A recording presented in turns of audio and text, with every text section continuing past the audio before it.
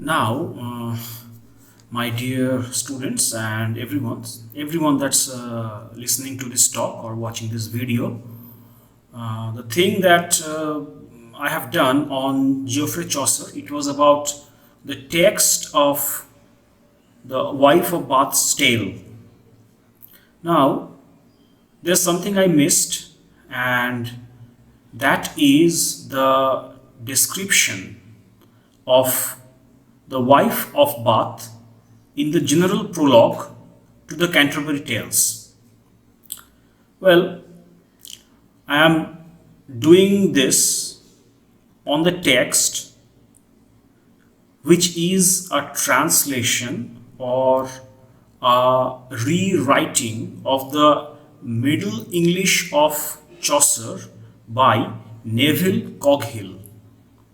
Now, that is a standard text, no doubt. So, in this Neville Coghill thing, there is a very good introduction to Chaucer as a whole, and then there's the Wife of Bath. And especially if you are interested, then you can take a look, of course, in the Neville Coghill translation, to the total volume of the general prologue. The general prologue to the Canterbury Tales is a very important literary document of the medieval age and of medieval literature as a whole. Now, this prologue is the place or the text in which we come across the fabled and the oft quoted most famous cross section of medieval society.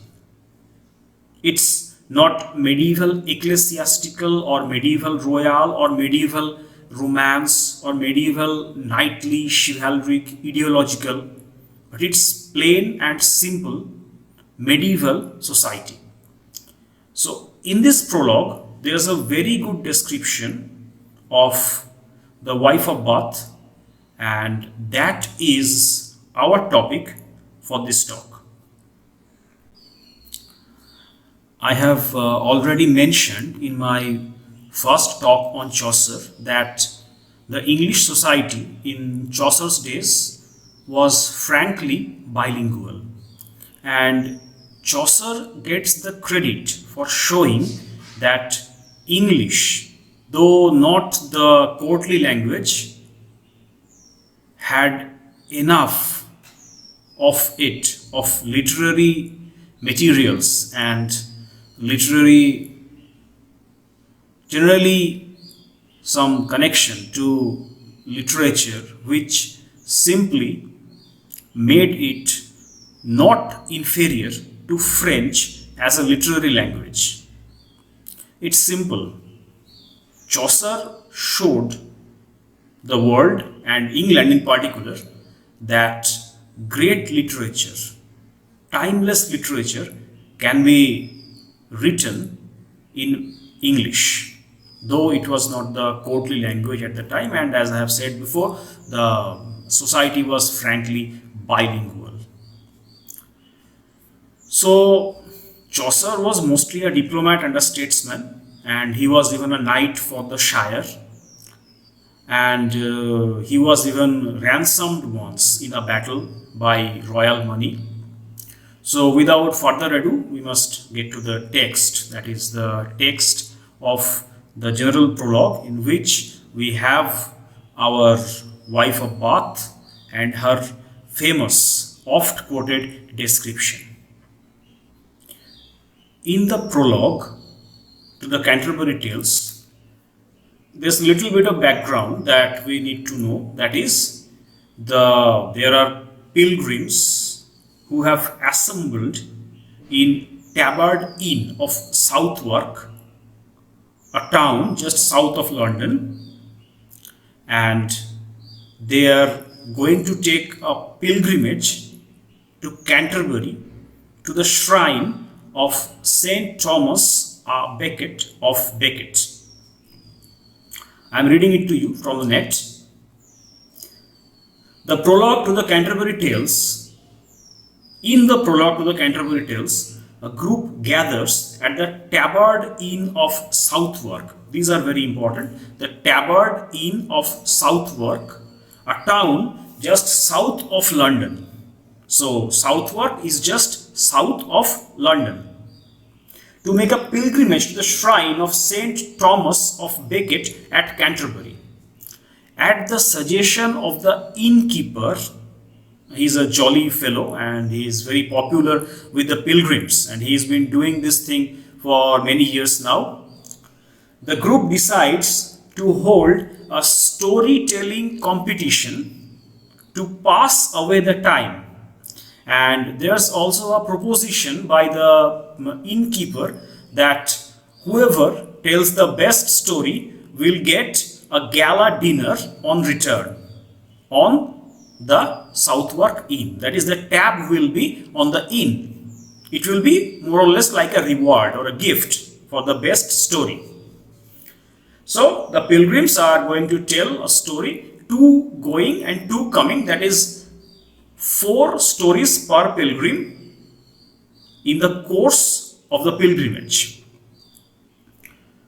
The prologue introduces the sundry folk, numerous, all types of folk, all types of people who will tell the stories, and is followed by the tales themselves, 24 in all. Chaucer planned a lot more, but only 24 were completed. So, the famous opening lines: when in April the sweet showers fall and pierce the drought of March to the root and all, the veins are bathed in liquor of such power as brings the engendering of the flower. Now, April and sweet showers, it's a very, very famous opening line, and it has been used even more importantly and more famously, that is, in T.S. Eliot's opening of the Wasteland, where it states April is the cruelest month. Now here, when in April, here in April the sweet showers fall, and they actually drive the trees and the plants to exert themselves, and the engendering, the coming out or the blossoming of the flowers. And T.S. Eliot in his Wasteland has juxtaposed all this, and in a totally different angle, from a totally different angle, he is stating that April is the cruelest month. But more to that later, because we are more or less with Chaucer right now. Though I am mentioning this simply because that line, that April is the cruelest month, is one of the most famous opening lines in modern English literature. Anyway,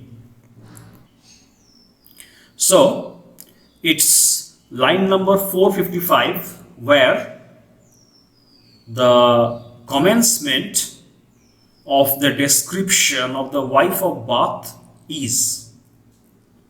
Line 455 in the Neville Coghill translation: a worthy woman from beside Bath city. Bath is a city in southwestern England. A city in southwestern England famous for the hot baths from Roman times. Was with us, somewhat deaf, which was a pity. In making cloth, that is knitting, it was a very favorable pastime in the medieval ages, and it was also a mark of culture for ladies. In making cloth, she showed so great a bent, she bettered those of Ypres and Ghent.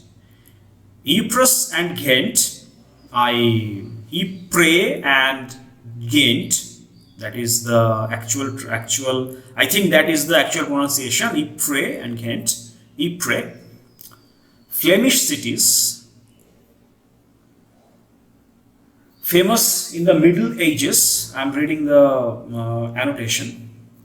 Famous in the Middle Ages for manufacturing fine wool fabrics. So these 2 cities are famous cities that manufactured woolen fabrics in the Middle Ages, and our lady, that is our wife from Bath, the widow from Bath, she had skills that surpassed the clothes, the making of the clothes made in Ypres and Ghent.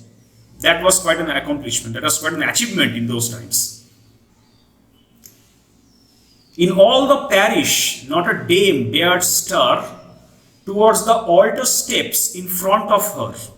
So she was a very devout, prime and prim and Victorian within quotes lady, and in the church her conduct was impeccable. No one dared stir in front of her because she was very, very religious. Well, religious in the inside or the outside, I'm not going to dwell on that right now because, well, you know, Chaucer has already added and will add very soon, and we will see in his tale that, well, she is quite well versed in the art of love, that is ars erotica, that is, sorry, erotica, not erotica, it's ars, it's art for Latin, and she is quite well versed in the manners of heart, that is the remedies of love, etc. Anyway, so that will come later.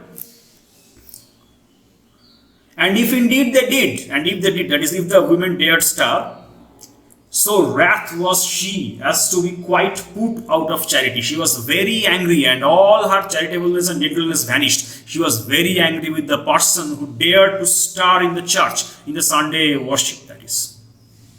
Her kerchiefs were finely woven ground. I dared have sworn they weighed a good 10 pounds. She had very elaborate and well designed handkerchiefs, and they were of ground. A ground is a textured fabric, textured cloth, that is. The ones she wore on Sunday on her head, or well, the handkerchief on her head when she was going to church on Sunday, or her outings on the Sunday, she wore a handkerchief on her head. Her hose were of the finest scarlet red. Scarlet red is the color of her hose. A hose are stockings, that are long socks which come up over the thighs. They were quite a necessity in the English cold and humid weather. All gartered tight. She was very well kept in her appearance. That is, the garter was very tightly fastened so that the hose doesn't go down. Well, her shoes were soft and new. No explanation for this. Soft and new shoes. She was quite well to do, that is, because leather was quite costly in the medieval ages. Bold was her face. Her face showed boldness. Whatever the term boldness does, that is boldness in whatever way, that is handsome and red in hue, a fine profusion of blood. She was very lively sort of creature, red in hue. Her face was red in hue. A worthy woman all her life, what's more. A worthy woman all her life. She was a worthy woman all her life. What's more, she had, that is, she has already had 5 husbands, all at church door, apart from other company in youth.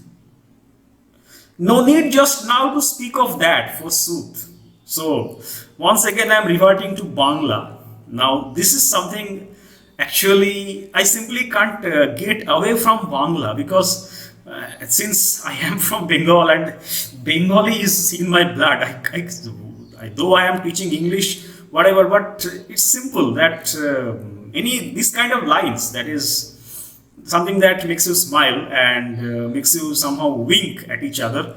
Well, this kind of lines, that is, she's a worthy woman, ottanto bhalo ekjon bhadro mohila, and what's more, it's a very nonchalant, matter of fact kind of way that Chaucer is stating, in a matter of fact kind of thing, that is, she'd had 5 husbands. Tar 5 jon shami chilo. It's a past tense. All at the church door. সমস্ত legally ওয়েডেড, চার্চেই বিয়ে করা, apart from other company in youth, এবং কম বয়সে আরও অনেক সঙ্গ বা সঙ্গ দোষ তার ছিল। The line after this is something that's very, very Chaucerian and very, very, sort of ticklish. It tickles your humor. No need just to speak of that, forsooth. Forsooth means in truth or indeed. Bangla করলে দাঁড়ায়, সত্যি কথা বলতে কি, এইটা নিয়ে এখন আর কিছু বলার দরকার নেই। So, Chaucer is being very tongue-in-cheek with this. She's had 5 husbands, apart from other company and youth, and she is very prime and proper, almost Victorian at the church. She is very religious, very devoted, very noitic, and very jethima kind of person. And Chaucer says that, well, even after all this, she's had 5 husbands, other company at youth, কিন্তু এখন সেই সব নিয়ে কিছু বলার কোনো প্রয়োজন নেই। No need to speak of that, forsooth. Very good. Well, Mr. Chaucer, that's one hell of a master stroke. That one hell of a line that we will remember for the rest of our lives. এখন এসব নিয়ে আর কিছু বলার দরকার নেই. That can mean a lot of things. And even in our daily life, when we say ঠিক আছে এখন ওসব নিয়ে আর কিছু বলার দরকার নেই, it can mean a lot of things. It can mean bank fraud to, sort of impromptu orgies on the heath, or anything that's something that's not mentionable. It's very simple. এখন এই নিয়ে আর কিছু বলার দরকার নেই। Well, Mr. Chaucer, that's simply great, and we love you for that. Next page, line number 473. And she had thrice been to Jerusalem, a very important pilgrimage in those days, popular destinations of religious pilgrimages in the Middle Ages. Seen many strange rivers and passed over them. Had to, because Jerusalem is in Asia, so she has to cover the whole of Europe and a part of Asia to get into that. She'd been to Rome and also to Bologna. Bologna is Bologna, that is in Italy, I think. St. John of Compostela and Cologne. That is, these are rhyming things. Of Cologne is also a name of a pilgrimage, and the shrine is devoted to St. John of Compostela. And she was skilled in wandering, by the way. She was an accomplished traveler. She has traveled many a travel, many a journey, many a Ovijan. She has been an Ovijatri and a Jatri for many a time. That is, she is a PhD in traveling. Very good. She had gap teeth. There was gap between her teeth. This is a reference. I don't know whether Chaucer is referring to the general condition of teeth in the Middle Ages, because in the Middle Ages, dental hygiene was very poor. It might be that she had lost some teeth, or if it's gap teeth, that is, there are gaps between the teeth, there are certain references to a very medieval art called physiognomy, in which you can sort of read a person's character by looking at the face. And gap teeth, this is all I remember from my postgraduate days. I can't give you the exact reference right now, so please take this with a pinch of salt. Gap teeth somehow indicated a bit of lasciviousness, a bit of lechery, a bit of it, that is. Well, this is very unconfirmed. This is all I remember from my postgraduate days, and I am repeating once again, I can't give you any concrete reference right now. So use this to your own peril, that is. What I remember, I am saying here. She had gap teeth set widely. Teeth are set widely, there are gaps to the teeth. Truth to say, full stop, easily on an ambling horse she sat. Ambling horse, that is a walking horse, well wimpled up. Wimple, W-Y-M-P-U-L, wimple or wimple is a headdress which covers the hair and the neck. protection for the hair and the neck. It's a headdress, a kind of hat which covers both the hair and the neck. As broad as is a buckler or a shield. So the hat is quite broad. It's like a buckler or a shield. Two types of shield, that is. A shield is quite broad. It has to be broad because it has to sort of resist blows from axes, long and long swords. So it's quite broad. She had quite broad a hat. She had a flowing mantle that concealed large hips. Her heels spurred sharply after that. Large hips and a flowing skirt that covers it. These are just description of the dresses. Beshi kichu bolar dorkar nei, once again. And in company, she liked to laugh and chat. She was a vivacious companion. She was very well versed in the art of conversation. She was a lively companion. It was good to have her in a adda. She used to laugh and chat.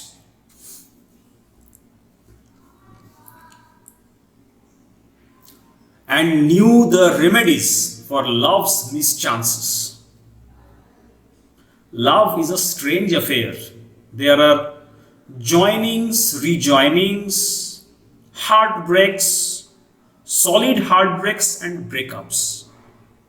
Well, love in itself, though there are people say that love is a disease. There's a famous song in the Great Gatsby film by, I don't remember his name, it was John White or something, Love is Blindness. Anyway, so there are remedies of love. That is, love is not a simple affair. You might fall in love, you might fall out of it, you might break your heart while falling in love, you might get infatuated and rejected. You might get rejected after acceptance, lots of things. এসব নিয়ে এত কিছু এখন আর বলার দরকার নেই, as the great Chaucer has said. But this lady, our wife of Bath, she has had 5 husbands, apart from other company at youth. So she knew the remedies for love's mischances. An art in which she knew the oldest dances. She is very experienced in love. In amorous relationships, she has been for a long time. She has been in them and out of them. So he is very experienced in love. And when it comes to mischances, that is mishaps or certain untoward incidents in love, she has all the medicines to cure them. Now this is a very good statement which shows both her special abilities, special within quotes, and also her nature as a whole. And of course this is a high point actually of Chaucer's art of characterization. And well, the kind of things that it has been said in here. So the wife of Bath is quite a character. And I hope you have understood the description. Well, this much for now. Try to study the text, especially the 30 odd lines that describe the wife of Bath, and let me know in time. In the meantime, do the studying, do the proper kind of studying, and every other thing that you people as human beings are supposed to do. And to conclude, the famous line of Chaucer, once again, no need just now to speak of that. সবকিছু নিয়ে এখনই বলার দরকার নেই. It's a great time to study. You are all at home, and well, studies must prevail, knowledge must prevail. Have a nice day or night or evening. any way you like it, and keep studying. That's all.